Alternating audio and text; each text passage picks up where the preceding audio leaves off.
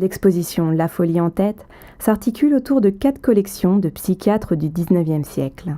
Des psychiatres tentés de déchiffrer les œuvres de leurs patients comme des éléments de connaissance de la maladie. Dossiers médicaux perdus ou sous couvert du secret médical, peu d'indices subsistent.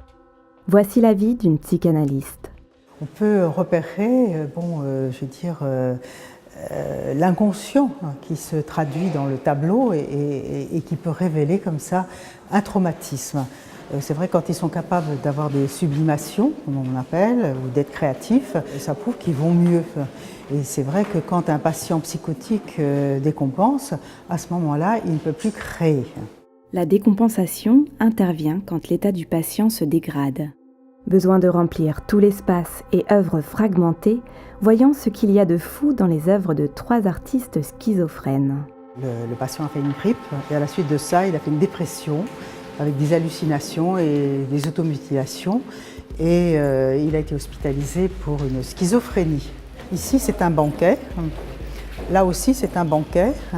Et ici, c'est une sucrerie. Ça montre qu'il a une fixation sur le stade oral qui correspond à l'allaitement, au biberon. Les psychoses se développent quand il y a eu des traumatismes pendant cette phase orale. Autre artiste, Else Blankenhorn. Elle est entourée d'un halo et puis surtout d'un élément liquidien. Et on a l'impression d'une plante aquatique qui s'accroche comme le placenta, l'enfant.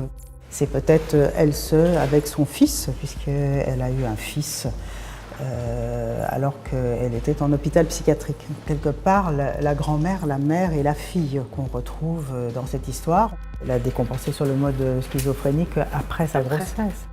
Adolphe Wolfli, quant à lui, a été interné à la clinique psychiatrique de la Waldo suite à plusieurs agressions sexuelles sur des enfants. Il a éprouvé le besoin d'encadrer son propre tableau de plusieurs cadres. Alors, quand il s'est retrouvé à l'hôpital, il était dans un cadre hospitalier, mais il a manqué de ça dans son enfance, à la fois par un père qui lui-même était délinquant et d'une mère un peu perdue qui n'était pas capable de se prendre en charge, qui fait qu'il a dû être pris en charge dans des familles. C'est très très important de mettre des limites à ses enfants dès le plus jeune âge. C'est structurant pour le psychisme. S'il y en a trop, alors là, c'est vrai que c'est pas très bon pour la créativité. Il faut trouver un juste milieu entre les deux. Entre mesure et démesure, l'art reflète des mondes intérieurs dont personne n'a la clé.